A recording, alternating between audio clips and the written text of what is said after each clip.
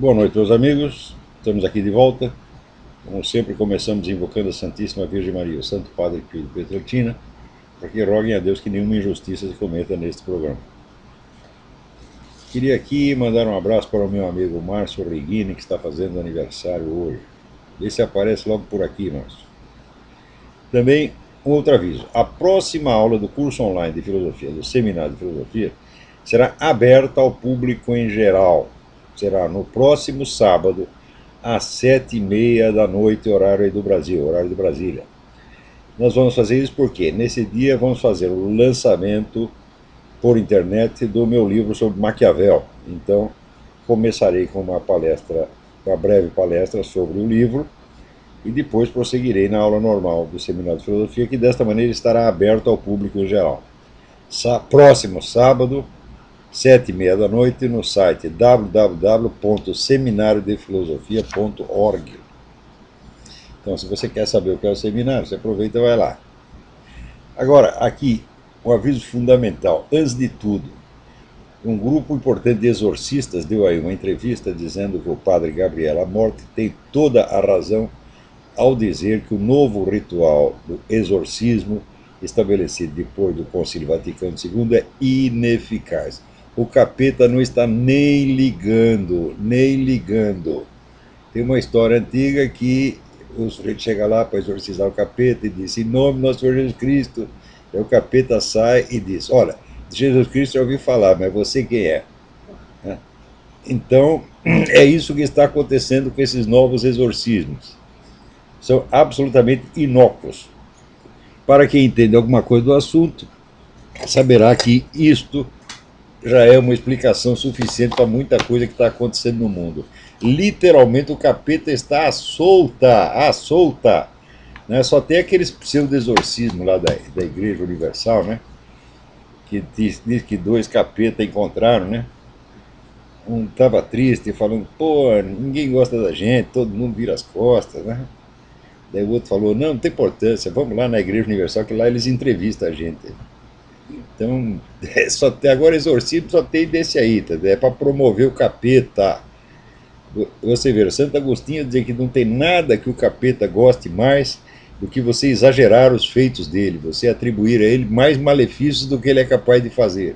Ele fica contentíssimo, tem orgasmos lá no fundo do inferno. Então, o capeta, o inferno está em festa, não tem mais exorcismo. Se livraram do maior problema que tiveram durante 2000 anos, não acabou, mas está acabando. Liberou geral. Né? Por falar nisso, né, aqui eu recebo uma comunicação que o Instituto Plínio Correia de Oliveira estará promovendo no dia 4 de agosto, às 19 horas, uma palestra sobre o fenômeno da cristofobia. Por que são mortos e perseguidos os cristãos de hoje? Palestra do Dr. Alexandre de Valle, consultor do Parlamento Europeu e autor de vários livros sobre terrorismo e perseguição religiosa. A palestra será no auditório do Colégio São Bento, no centro de São Paulo. Agora, acho que todo mundo precisa explicar onde é o Colégio São Bento, né? Então, 4 de agosto, às 19 horas, Cristofobia, pelo Dr. Alexandre Del Valle.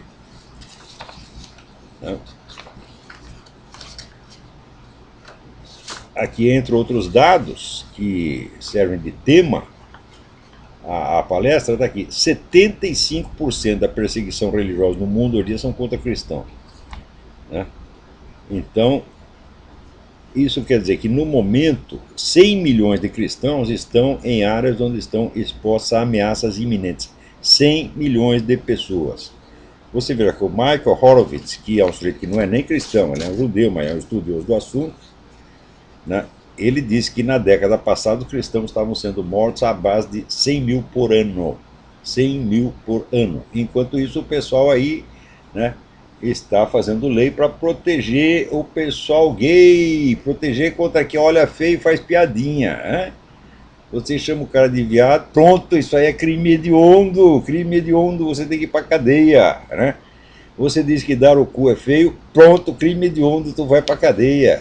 Agora, matar cristão pode. Quer dizer, é evidente que esses caras... Outro dia me disseram que apareceu no programa Renato Machado, dizendo: olha aqui, o Brasil está tendo um massacre de gays.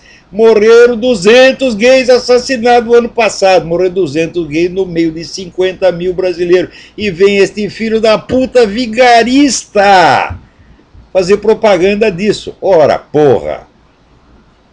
Quer dizer que o senso da verdade, até o senso da quantidade as pessoas não têm mais. Eles não sabem distinguir, né, o que é 1, o que é 10, o que é 100, o que é 1000.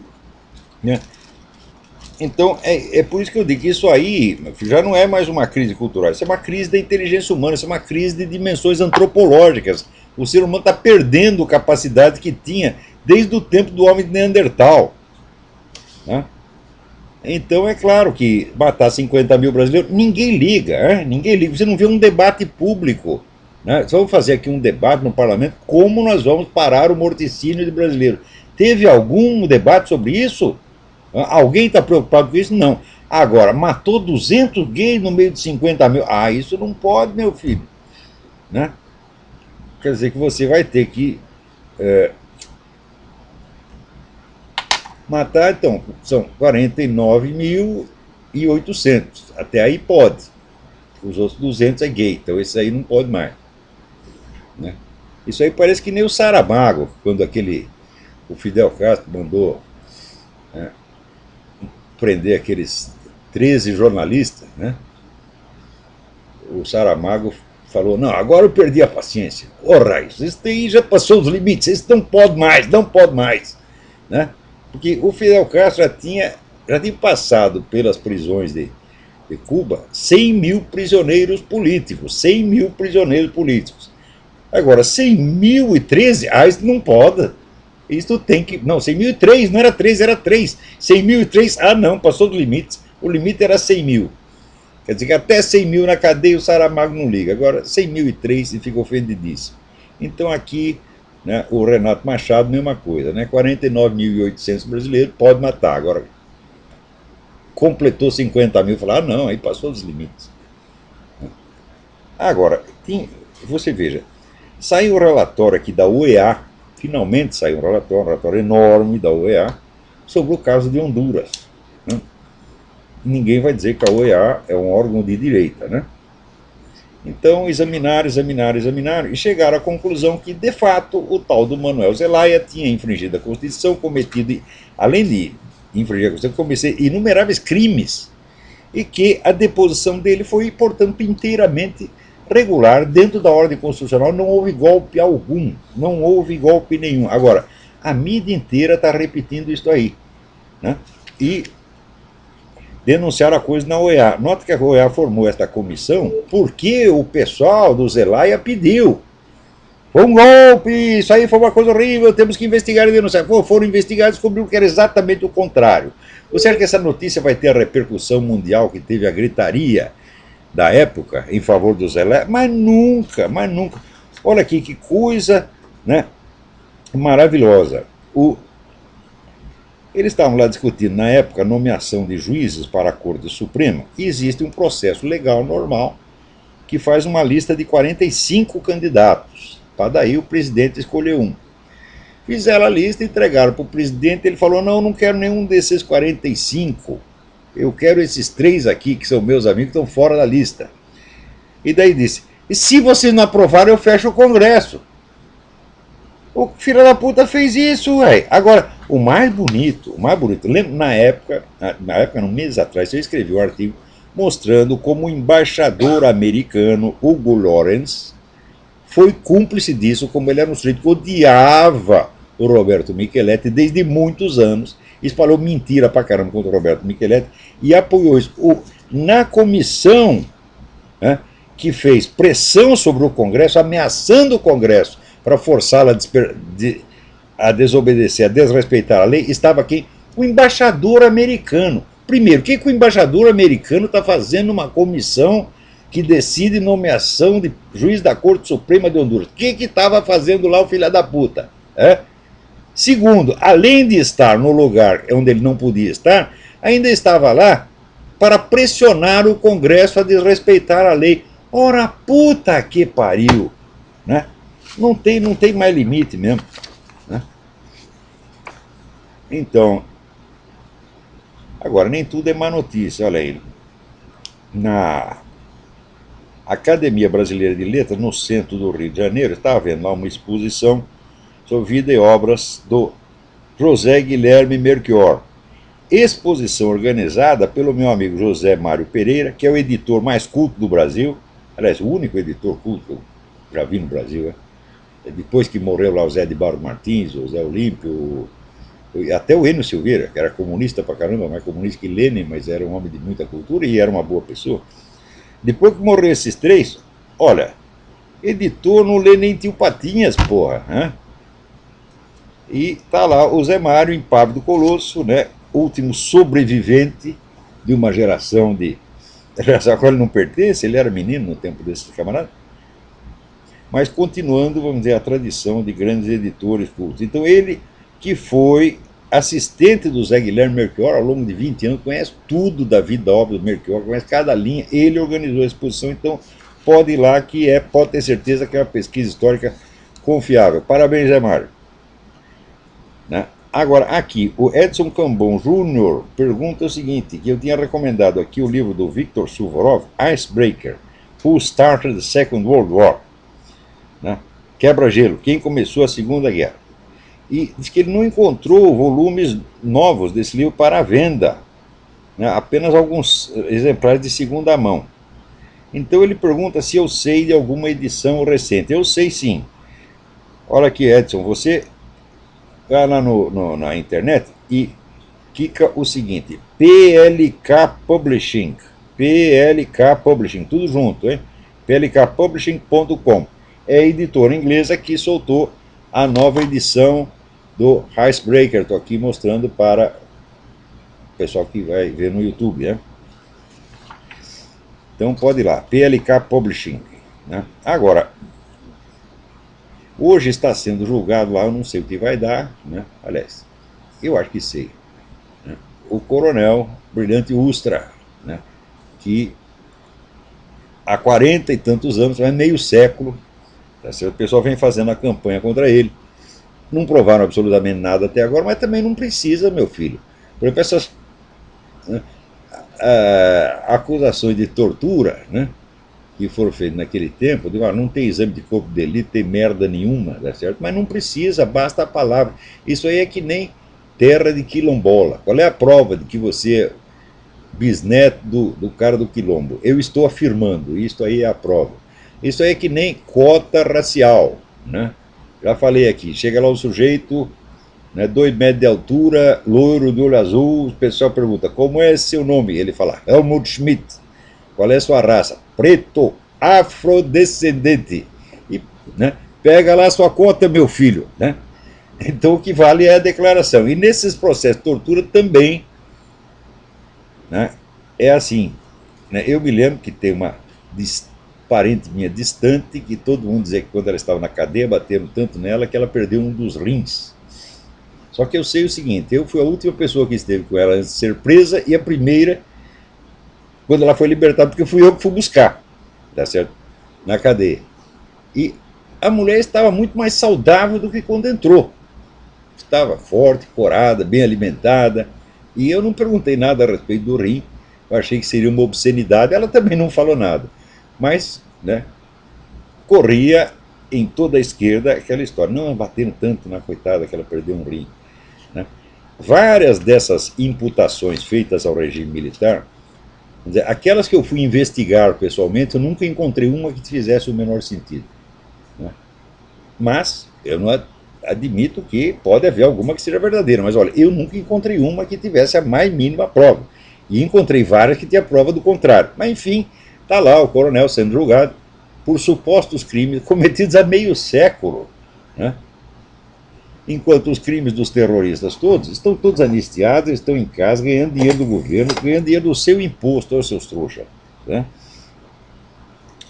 Então vamos ver o que vai dar. Pois enquanto está lá o coronel Brilhante Ustra sendo julgado, está lá para ser condenado, isso não é um julgamento, isso é um ritual, né?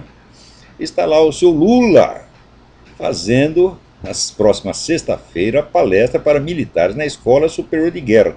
Para dizer, Escola Superior de Guerra, meu filho, é a escolinha do MST. tá certo? Aquilo é um bando de comunista, porra. Não tenho a menor dúvida disso. É por isso que nunca me convidaram para ir lá. Na ADESG ainda falei várias vezes, né? Gostasse eu não falei, mas na ESG, não. Uma vez o presidente desta porra teve o desplante de dizer, me convidar para ir, para o quê? Para ir lá falar alguma coisa para eles? Não, para conhecer a sede. Ele queria me mostrar o edifício, né? Tomar um chazinho, né? Ter uma conversa amena, né? Visitar o edifício, ficar encantado com a porra da arquitetura e ir embora. Então, ó, eu não falei, mas pensei, pode enfiar o convite no cu, né? Então, Maurício, eu tenho tempo para programação social. Olha, você vê, quando a pessoa me convidava para palestra, né? E já marcar uma palestra para dali 6 meses, né? E convidava para ficar no hotel de 5 estrelas, eu já ficava puto da vida. Eu falei, puta, mas peraí, você acha que nós, conservadores liberais, estamos com tanto dinheiro assim para gastar com esta merda? Põe num hotel barato, a gente vai lá e fala. Não vou cobrar nada para falar, né? Eu nunca cobrei nada para falar. Quando pagavam, pagavam porque queriam, né? Eu sempre pagar a mixaria, mas tá bem, sempre tá bem, né? Mas ficar gastando dinheiro com festividades, com hotel, eu já achava tudo isso uma viadagem, né?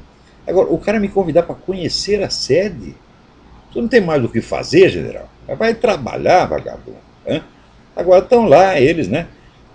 O, o Lula vai discorrer sobre a Estratégia Nacional de Defesa, programa militar aprovado no seu governo, né? De defesa contra quem? De defesa contra a Farc, seu Lula? A Farc está lá, já ocupou metade da Amazônia, ocupou metade do país. É contra isso que as Forças Armadas vão defender? Não, as Forças Armadas vão defender as Farc. Você não vão permitir que ninguém toque nelas. É esse o seu programa, quem é que não sabe, porra? Né? Então vai lá, Nelson Jobim, né? O comandante da Marinha, comandante do Exército, aquele seu Enzo Martins Peri, tudo puxa saco, tudo puxa saco. Quer dizer, a honra das Forças Armadas já foi para as picas há muito tempo. Os caras já desistiram, já abriram as pernas, os braços, e tudo mais que tinha para abrir, já abriram, né? E... Alô, tem alguém na linha aí? Alô, quem é? Alô? Sim, fale bem alto, que aqui não se ouve nada. Oi, gostaria de saber sobre o Santo Agostinho, as confissões, Sim. sobre como ler, assim, Você tem que ler aquele livro como se você o estivesse escrevendo, como se fosse a sua história. Porque essa que é a ideia. A essência desse... Veja, Santo Agostinho inventou a autobiografia ocidental. Mas ele inventou mediante, vamos dizer, o recurso de ele fazer a sua confissão, contar a sua vida, perante um ouvinte onisciente, né? Que aquele não podia enganar, tá certo? Então isso quer dizer que à medida que ele contava a história, ele descobria mais coisa, o ouvinte sabia mais a respeito dele do que ele. Então, graças a isso, nasceu a consciência autobiográfica. Se você estudar, tem a famosa História da Autobiografia na Antiguidade, de Georg Misch, M-I-S-C-H, grande historiador. Você vai ver que as autobiografias da Antiguidade eram praticamente autobiografias oficiais. As pessoas não tinham muito uma consciência clara da história do seu eu, da sua história interior. Isso aí quem descobriu foi Agostinho. Estou para dizer que foi a maior descoberta literária de todos os tempos. Tá certo? Então, Agostinho, nas suas confissões, ele não está somente contando a sua vida, ele está mostrando para você como se faz uma confissão, como a pessoa sonda a sua própria alma, tá certo? Desde os tempos mais remotos, que ele lembra de pensamentos que ele tinha no bercinho, né? E dizia, eu já era um filho da puta naquele tempo, olha aqui as ideias que eu tinha, e assim vai. Quer dizer, ele vai impiedosamente, né, descobrindo os truques da sua alma para escapar da verdade e mostrando como sua alma colaborava com o capeta, tá certo? Então, isso aí é um manual de autoconhecimento. É assim que você deve ler. Não para conhecer a vida de Agostinho, mas para conhecer a sua própria. Muito bem. Agora, falando nesses assuntos, você vê, diz que vai sair um livro por uma editora do Rupert Murdoch, dizendo que o presidente americano Barack Obama é descendente de Jesus Cristo em linha direta. Ora, porra! Né? Já tinha aquela dupla de inglês maluco, Baget e não sei o quê, que, né, eu me lembro que 30 ou 40 anos atrás, uma mulher chegou para mim, uma aluna maluca chegou para mim e falou: aqui, esse livro que acabou de sair pela BBC, né, conta que Jesus Cristo casou com Maria Madalena, foi para o Japão, teve um monte de filho japonês, né, os quais agora estão todos na Inglaterra e não tem nenhuma cara de japonês. E daí, pode levar embora o livro, disse. Daí ela disse: não, mas é uma pesquisa séria. Eu disse: pior ainda.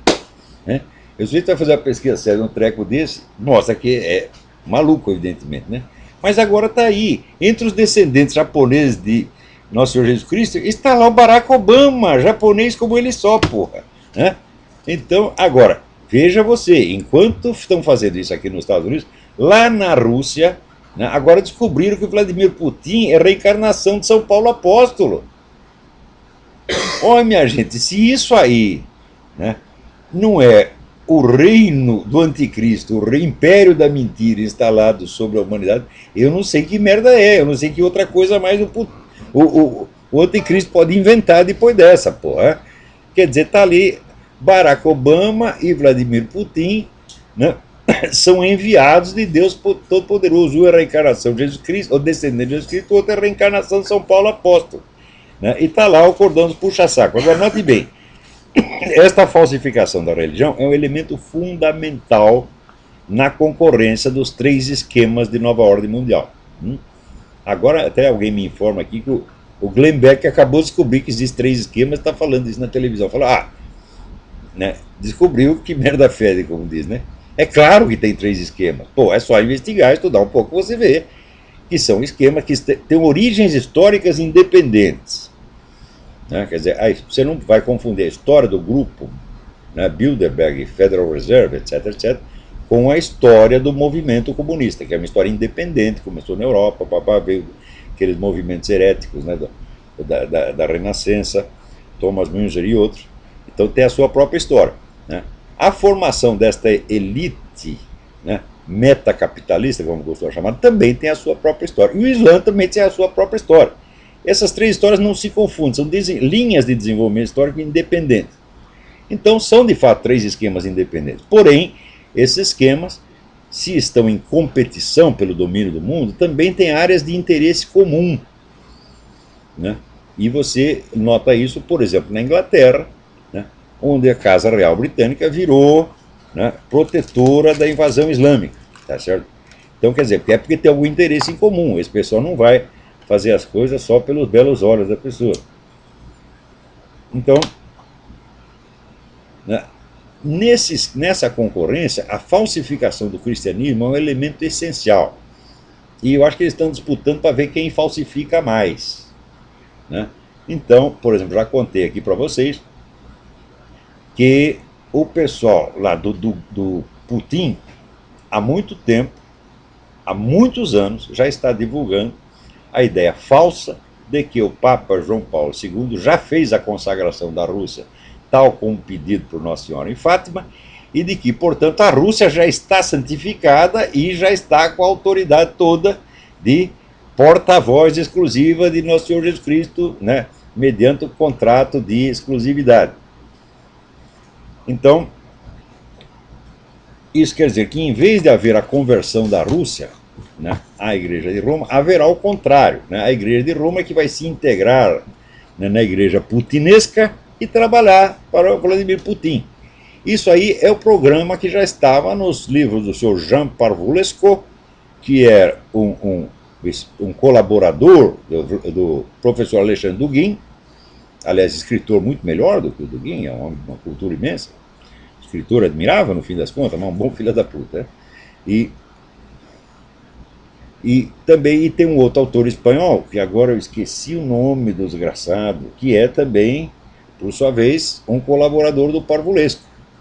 E ele lançou essa tese, assim, como quem não quer nada, ele diz: não, agora que a Rússia está consagrada pelo Papa, está consagrada ao Sagrado Coração de Maria, pronto, agora a Rússia está com a corda toda e vamos aí dominar o mundo. É assim o negócio, gente. Porra, né? Por isso que esse negócio de religião, se eu vou falar de religião, você toma cuidado com a sua carteira. Né? E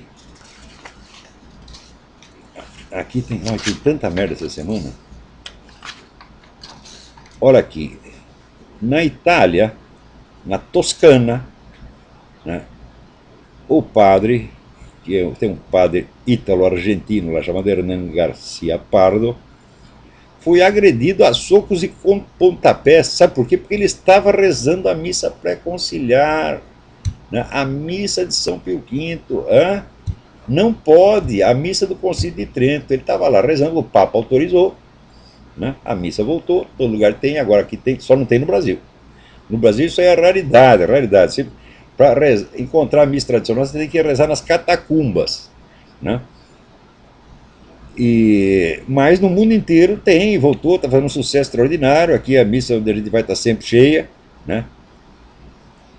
E você vê, quem rezava a missa tradicional, a gente ia lá, tinha um padre nigeriano, né?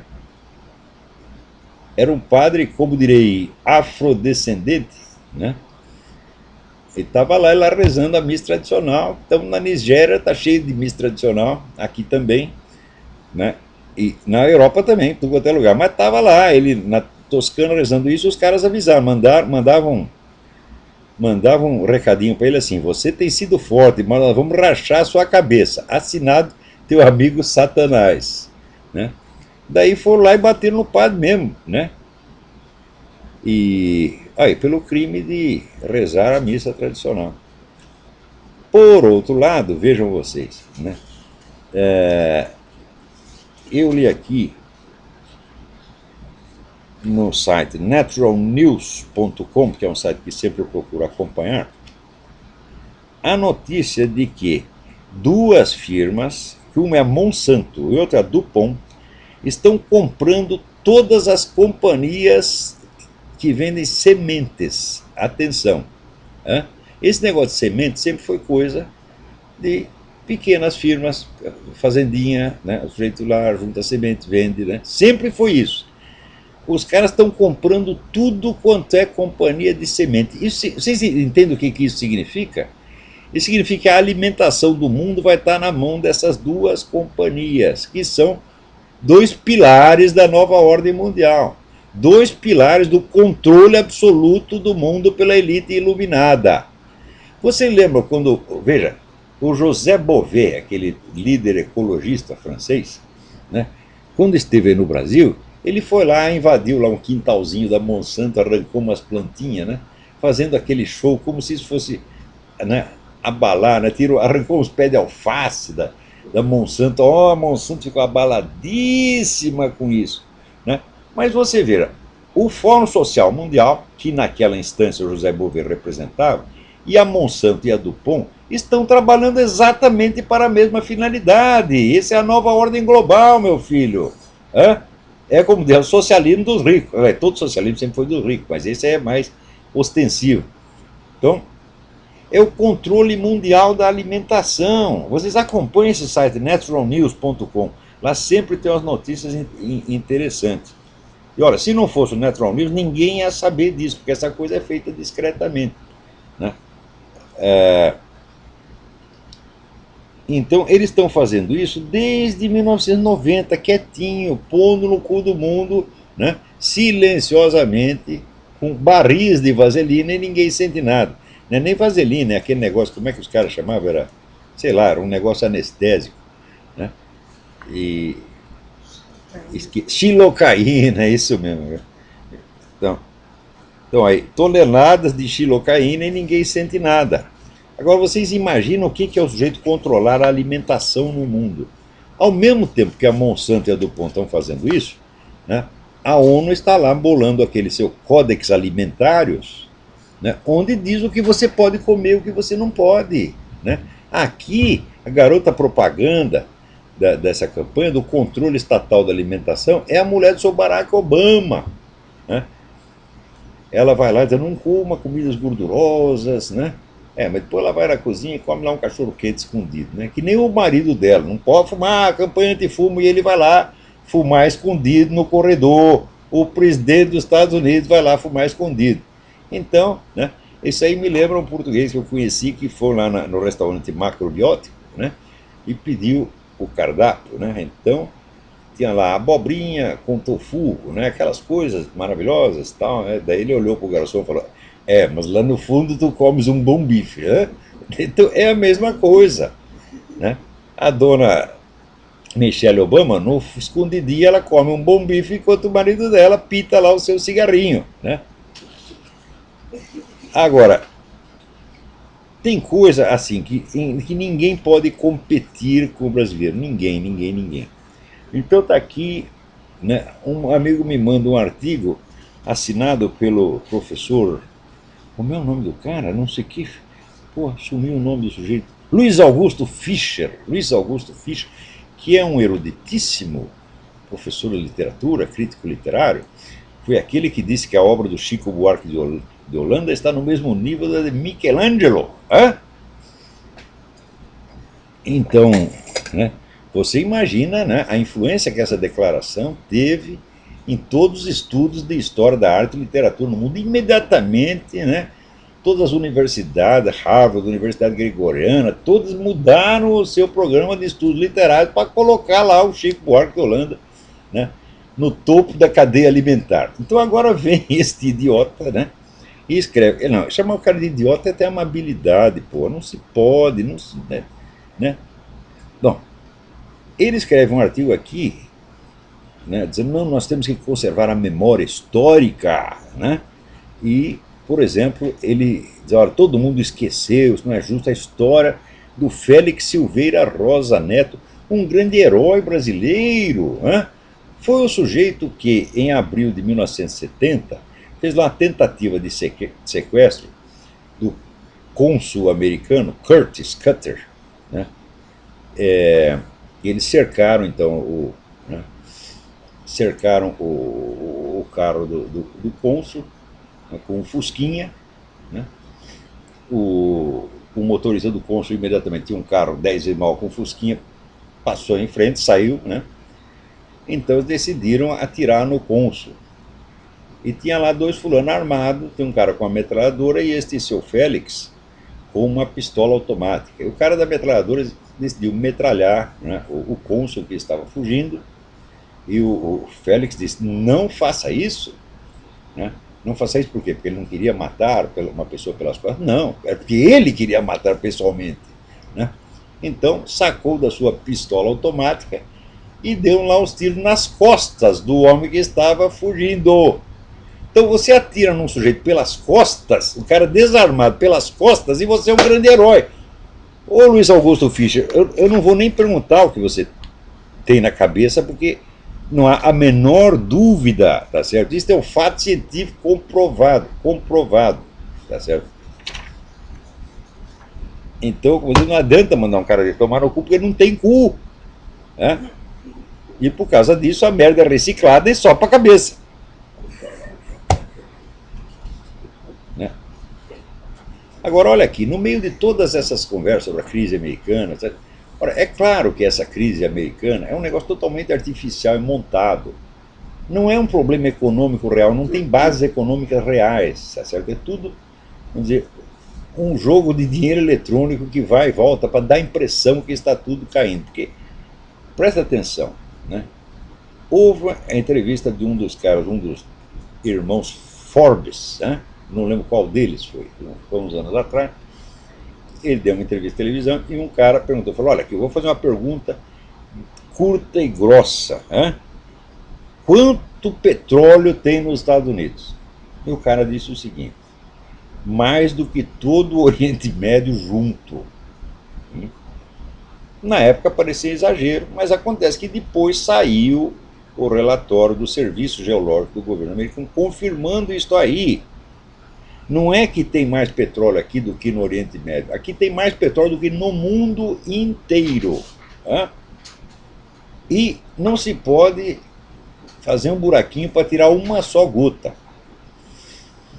Então, isso significa que os Estados Unidos já tem todas as condições para ser totalmente autossuficiente em matéria de petróleo. Só que se ele fizer isso, o mundo vai à falência, sobra só os Estados Unidos.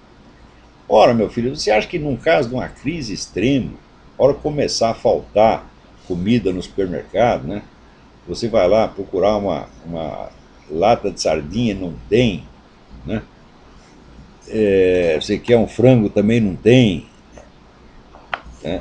Quer um salame, também não tem, quer feijão, também não tem, né? Você acha que nessa hora não vão começar a fazer uns buraquinhos, pô? Hã? Então, a crise econômica ela de fato vem. Porém, os recursos materiais e intelectuais desse país são uma coisa monstruosa.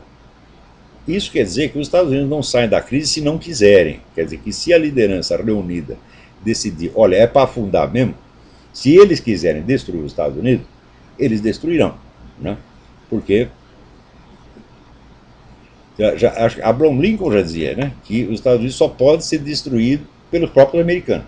Então, se a liderança todinha, né, estiver em acordo, falar, olha, vamos acabar, né, vamos entregar tudo para a China, eles podem fazer isso.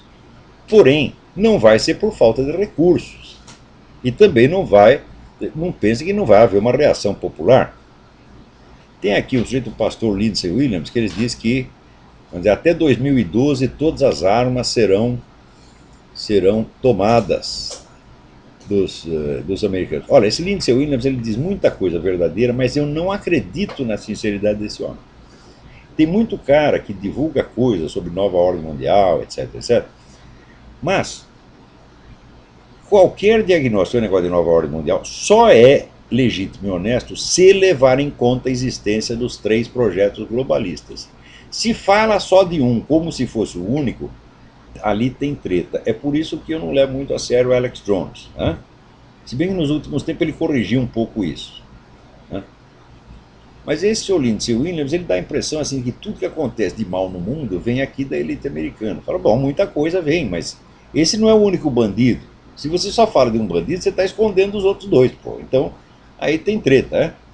Então o cara diz, não, vai tudo acabar, em 2012 vai quer dizer, mais de metade dos americanos já vão estar trabalhando para o governo, já vai ser um regime socialista e vai ir tudo para as picas, o dólar vai ser substituído por outra moeda. Eu digo, ué, o dólar ser substituído por outra moeda não significa que os Estados Unidos não terão reservas dessa outra moeda, tá certo? Mesmo porque essa outra moeda será comprada, ok, com base na economia real, bens materiais, de fato.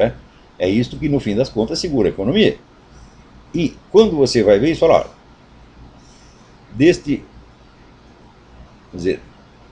destes bens materiais não há um que seja mais decisivo ainda do que o petróleo. Tem outras coisas que atrapalham. Por exemplo, tem aqueles metais raros que são usados para negócio eletrônico, é usado em computador, em avião, foguete, essa coisa toda. Né? E a China domina 97% desse mercado e só tem um negócio, a China quer foder com o mundo dizendo não quero vender mais. Está ameaçando que não vai vender mais. Não vai vender mais por quê? Porque ela precisa dos seus próprios metais, do que ela produz e do que ela compra. Bom, isso nem aconteceu ainda, a China só está pensando. Enquanto já apareceram várias companhias americanas que vão entrar nesse mercado, porra. Porque vocês pensam também que o americano é tão tonto, que vai deixar assim destruir o país? Claro, tem gente que está aí para destruir o país. O próprio presidente foi contratado para isso e bem pago lá pelo príncipe saudita para fazer isso. Tá certo? Mas esse pessoal não é onipotente. Né? Então, e aqui você tem uma reação muito forte. Então ainda não sabemos o que vai acontecer. Eu acho que não dá para fazer previsões quanto ao resultado desta encrenca. Mas olha, quando forem pensar no futuro dos Estados Unidos, lembre deste dado, que esse é um dado material. Viu? Os Estados Unidos têm mais petróleo do que o mundo. Né?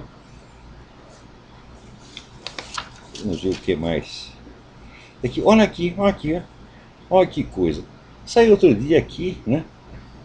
Uma nova biografia, né, dos Beatles, né, com uma série de informações novas fornecidas pela senhora Yoko Ono. Yoko Ono. Dentre essas informações era o seguinte: ela e o John Lennon, tá certo, estavam em ativo processo de conversão ao cristianismo. Primeiro dado, ninguém sabia disso, né? Só iam na igreja, né? Só liam Bíblia, tá? Ninguém sabia, não pega bem, né? Então, John Lennon é aí apregoado como se fosse apóstolo do capeta. Né? Segundo lugar, o John Lennon era o maior fã do Ronald Reagan. Né? E dizia que esse negócio de teoria da evolução é tudo empulhação. Né? Então tá aí, o John Lennon era um conservativo. Só que é o seguinte, esconderam isso durante 40 anos, porra. Né?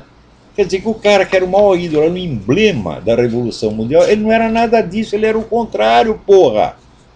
Só que só agora apareceu, deixa eu ver o nome do cara aqui. The Gospel According to the Beatles. É o autor Steve Turner. Steve Turner. Ah, outra coisa, pior. Diz que o John Lennon passava horas ouvindo na televisão as pregações do Pat Robertson e do Billy Graham. Vê se pode, né? Então, aqui o padre Luiz Carlos Lode da Cruz diz que está preparando lá, né, uma tese de doutorado em bioética, e o assunto é muito difícil, muito complexo, é mesmo, né? E ele pede para que as pessoas orem pelo sucesso dele. Vamos fazer isso, padre. O senhor é um herói brasileiro. Todos nós amamos o senhor, amamos mesmo, né? Homem de coragem, né? E um verdadeiro cristão, um homem sincero, merece todo o nosso apoio. Agora, está aqui. Ô padre, o senhor lá está fazendo a sua tese, sabe o que estão fazendo na Inglaterra enquanto isso? Estão criando híbridos de humanos e animais, e que já estão conseguindo, Então daqui a pouco você vai ver seres humanos com chifre, né, com rabo, né, e peludos como um urso, né, um bico como galinha, vai ser uma maravilha. Você lembra aquele bar do filme Guerra nas Estrelas, né, que tinha uns bichos tudo misturado? Vai ser assim, mas olha que coisa maravilhosa, estética, né? Então, olha, tem várias pessoas que eu desconfio que já são híbridos, eu não posso dizer os nomes, né? Mas tem cara que eu vejo, ele foi fruto da hibridação do ser humano com uma galinha, né? Outro foi com um tatu, né? E assim por diante, mas é apenas uma desconfiança que eu tenho, não posso provar. Mas agora os caras já estão fazendo, né? Agora, o pessoal aqui me pergunta, leram meu artigo sobre o atentado na Noruega, só que acontece o seguinte, eu ali não disse tudo, tem muito mais coisa, né? A primeira coisa é o seguinte, em qualquer análise, né? Aliás, no programa de 29 de junho eu já tinha lembrado, né, as manifestações violentas, né, de invasores islâmicos na Noruega que já vinham acontecendo desde 2 anos atrás, e que a mídia não falava nada, não saiu uma noticinha. Dá a impressão que na Noruega está tudo bem, né? Bom, tudo que vocês lerem sobre terrorismo, vocês não podem esquecer o que é terrorismo. A definição de terrorismo foi dada por Lenin, é a propaganda armada. A propaganda armada não faz o menor sentido quando desacompanhada de um plano estratégico para o seu reaproveitamento, no mínimo publicitário. Se não é para render mais nada assim politicamente, pelo menos propaganda tem que render. Então um ato terrorista tem que ser acompanhado de ações políticas, né, que o preparam e o aproveitam em seguida para obter uma vantagem política, ou pelo menos, vamos dizer, um alarde publicitário contra a vítima, como no 11 de setembro. Né?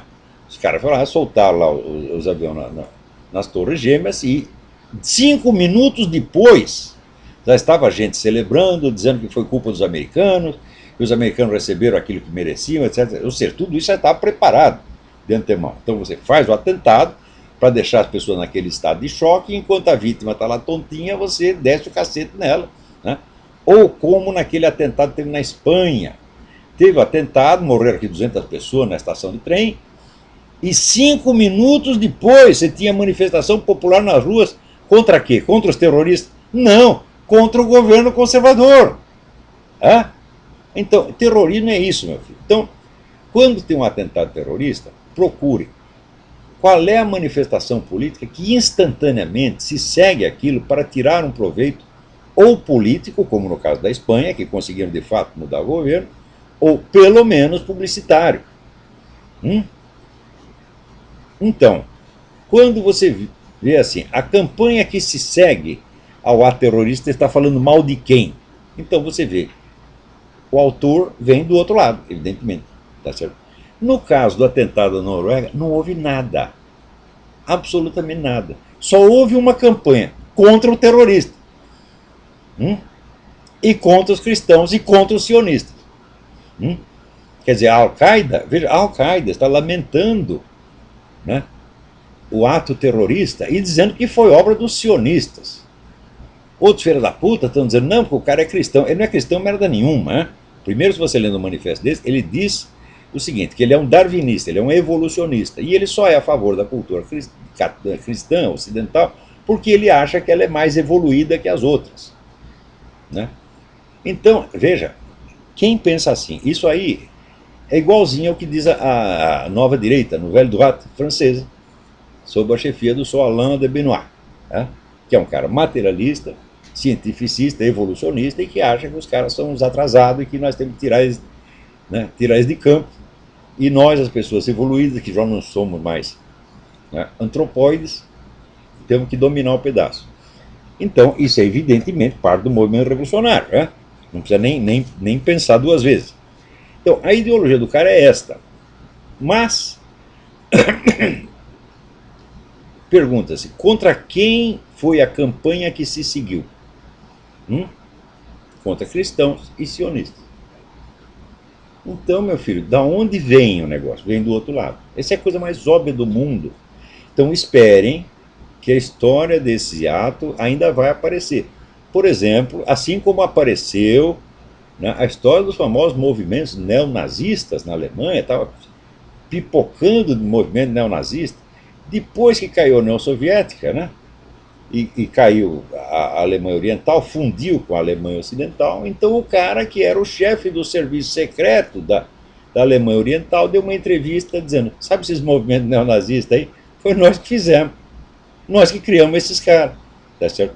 Para criar confusão e pânico e camuflar as nossas atividades, que camuflar muito bem, aliás. Então, meu filho, espera um pouco, porque a verdade nunca tem pressa, né? A mentira tem sempre pressa porque você tem que aproveitar enquanto a vítima está meio tontinha, né? Você assusta ela e solta um monte de mentira em cima. Mas a verdade vai aparecer. Então, pela lógica do terrorismo, então só tem duas hipóteses. Quer dizer, ou o cara é um grupinho isolado e louco mesmo, o que eu não acredito, mas de jeito nenhum. Né? Assim como a história de que o Lee Harvey Oswald era um cara isolado, mas como isolado, porra, o cara teve contato com o serviço secreto soviético. Teve contato com o serviço secreto cubano, tinha acabado de voltar de Cuba e era militante comunista, e ele dá um tiro no presidente e o pessoal acha que não foi iniciativa comunista, que foi coisa da CIA. O que é isso? Pô? Precisa ser muito idiota para acreditar numa coisa dessa. Né?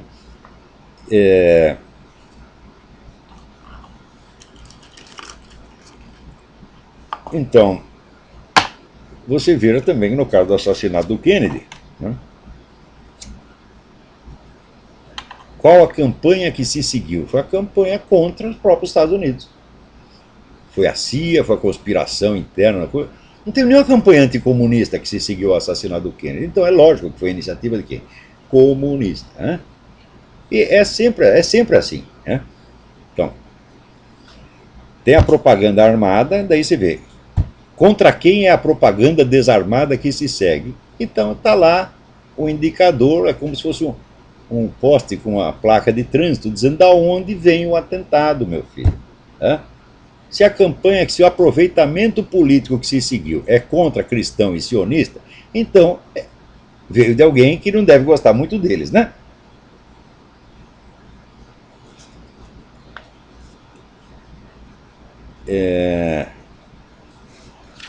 Vamos ver aqui. Tem tanta coisa aqui que eu fico atrapalhado. Aliás, eu queria até mencionar aqui. Olha aqui, vem uma notícia. Olha, quem está vendendo armas para os traficantes mexicanos era o próprio Departamento de Estado. Já tem a denúncia circulando agora. Né? Isso aí vai acabar aparecendo. Naturalmente, eles não conseguem amortecer isso completamente, mas conseguem amortecer durante algum tempo. Né? Então é que nem diz o Lula, isso não é problema, porque vai levar 40, que nem o negócio do mensalão, o cara foi acusado pelo mensalão, né? Não tem problema que eles vão levar 40 anos para julgar isso, até lá eu já estarei no inferno mesmo, e lá ninguém ninguém me atingirá, estarei protegido pelo Satanás. Né? Então, é isso aí. Agora, eu também queria, não vai dar nem tempo de comentar aqui, né? Mas você veja, o seu Sidney Silveira, quando eu acusei de ter cometido um crime de difamação, ele quis dar a impressão que era um debate filosófico. E começa, então, a discutir filosofia e nem menciona o fato que foi o início da discussão. Quer dizer, encobre a coisa. E pior, ainda usa para encobrir toda a doutrina sagrada da Igreja Católica, São Tomás de Aquino. Quer dizer, é uma coisa com um comportamento tão de vigarista mesmo, né, que só consegue enganar aquele público dele, né, cuja cabeça vocês já veem. Tem esse artigo que eu publiquei, os caras lá, como é que eles responderam? Também ninguém falou do assunto. Eu digo aqui, o seu Sidney Silveira falsificou um texto meu para indispor contra a minha Igreja Católica. Isso é crime de difamação. Foi isso que eu disse. Eles não respondem uma linha a isso. Né? Começa a falar de outras coisas, uns falam de doutrina querendo parecer o santinho, outro começa a me acusar de não sei de coisa, de não sei de que coisa, dizendo, você lá com a sua primeira mulher, você estava fornicando. Que horror! O senhor Olavo de Carvalho estava fornicando. Foi 45 anos atrás. Né? E o pior é que o cara ainda diz, você tinha que dizer, né? Você tinha pelo menos que dizer, isso aí são pecados que já foi confessado. Eu digo, mas escuta, se eu confessei já para o padre, por que eu tenho que confessar de novo perante você, ô filha da puta? Vai lá fiscalizar a sua mãe, hein? Quem sabe eu forniquei com a senhora sua mãe também. Porque eu digo, agora já que virou público, eu confesso, eu era o maior fornicador da paróquia, eu era um filho da puta, meu Deus do céu. Vocês não entenderam ainda? Então, não, isso que eu estou fazendo para vocês não é a confissão, não, porque vocês não têm nenhum poder para me absolver. Né? Um padre devidamente ordenado já me absolveu, e vocês vão tudo tomar nos cu, você não tem nada a ver com meus pecados. Né? Meus pecados são uma merda, mas são meus. Né? Não é de vocês. Então respondiam com esta merda, tudo, mas desconversando. Quer dizer, olha, eu não falei mal do Sidney Silveira. Eu não disse que ele é um mau filósofo, eu não disse que ele não entende São Tomás de Aquino, eu disse que ele é um criminoso. Eu fiz uma imputação criminal ao cara, porra. Eles não respondem a isso, encobrem sobre discussões doutrinais ou xingamentos. Né? Ainda dizendo que o filósofo boca suja sou eu. Eu posso ser boca suja, meu filho, mas eu nunca me meti nas fornicações da senhora sua mãe, do seu pai, ou nas suas. Né? Você pode fornicar à vontade, que o último que vai investigar isso sou eu. Né? Então agora o seu Sidney Silveira, depois disso, né, de passagem eu fiz uma observação sobre o ensinamento do seu Sidney Silveira. Olha, não consigo me interessar pelo ensinamento dele porque eu assisti uma aula pelo YouTube e fiquei boquiaberto de tanta besteira que saiu ali em tão pouco tempo. Né? E dizendo o seguinte, ele tinha exposto uma tese contra o intuicionismo, quer dizer, a capacidade humana de apreender essências, né, a essência dos objetos, e daí ele dava um exemplo que provava exatamente o contrário. Eu falei, mas escuta, isso um professor não faz. Por quê? Você expor uma tese geral, qualquer idiota faz. Você lê aquilo e você repete. Agora, na hora de você aplicar a coisa ao caso concreto, é que se revela se você entendeu o que você mesmo está falando ou não. Portanto, na atividade pedagógica, vamos dizer, o teste decisivo da capacidade do professor é o exemplo que ele dá. Porque, primeiro, o exemplo troca em miúdos uma explicação genérica. Segundo, o exemplo faz a conexão entre teoria e realidade, a realidade da experiência. Então, repetir doutrinas, qualquer papagaio repete, qualquer computador repete. Agora, encontrar exemplos eficientes na vida real, esta é a marca do professor. Então, o seu Silveira expunha uma tese e exemplificava exatamente o contrário, sem perceber que era o contrário, meu Deus do céu. Daí o que ele faz? Qual é a resposta dele? Faz de conta que não viu, né? E começa e faz uma nova exposição contra o intuicionismo. Como se eu estivesse na minha comunicação, né, defendendo o intuicionismo e não apenas mostrando a inépcia pedagógica do seu Silveira. Ele faz de conta que é uma discussão sobre intuicionismo, fala 500 citações de Santo Tomás de Aquino, né, e quer dar a impressão que é uma alta discussão filosófica. Eu não puxei nenhuma discussão filosófica com o seu Silveira. Né? Porque até agora eu só vi o seu Silveira fazer uma coisa, pegar texto de São Tomás de Aquino e repetir. Que eu digo, qualquer manual faz isso, qualquer computador faz isso. Agora, pegue alguma coisa real e examine. Vamos ver a sua capacidade de compreender a doutrina não em si mesma, mas tal como aparece na realidade.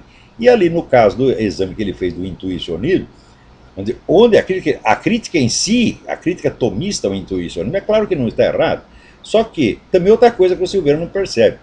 Quando São Tomás de Aquino fala em essência, ele quer dizer uma coisa.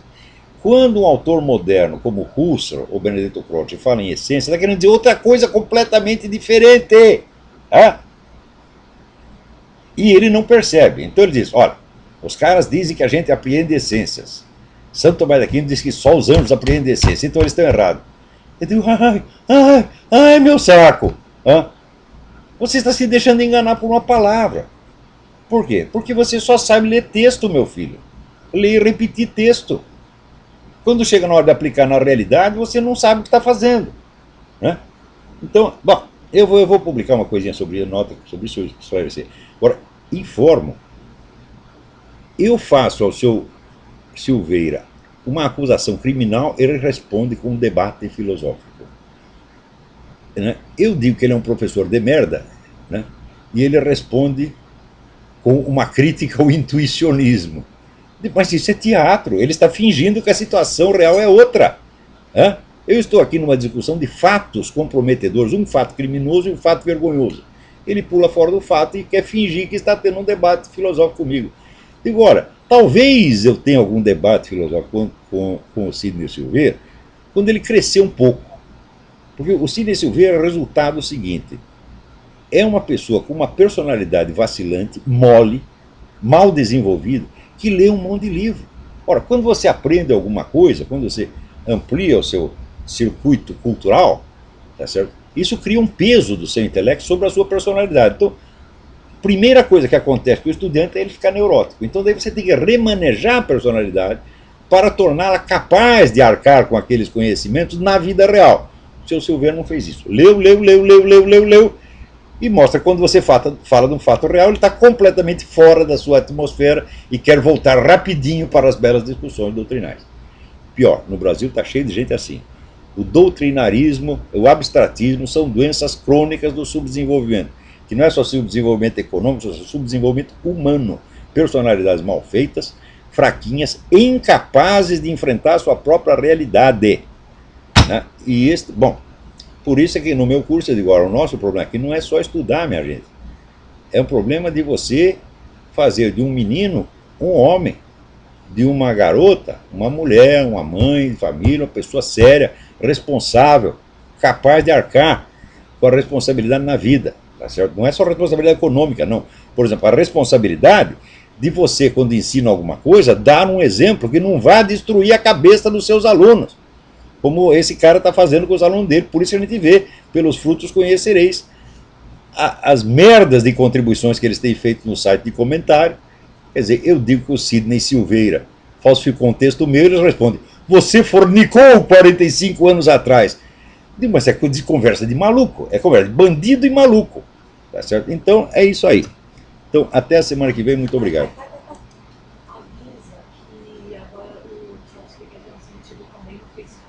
Atenção, atenção. Esse programa, não sei se ainda estamos no ar, mas para quem assistir no YouTube, de agora em diante, este programa passará a ser transmitido com imagens ao vivo pelo Facebook. Depois, só entrar na página do True Speak no Facebook e vocês terão lá, né, com as minhas imagens de um sex appeal extraordinário, como vocês podem perceber. Né? Então, até a semana que vem, muito obrigado.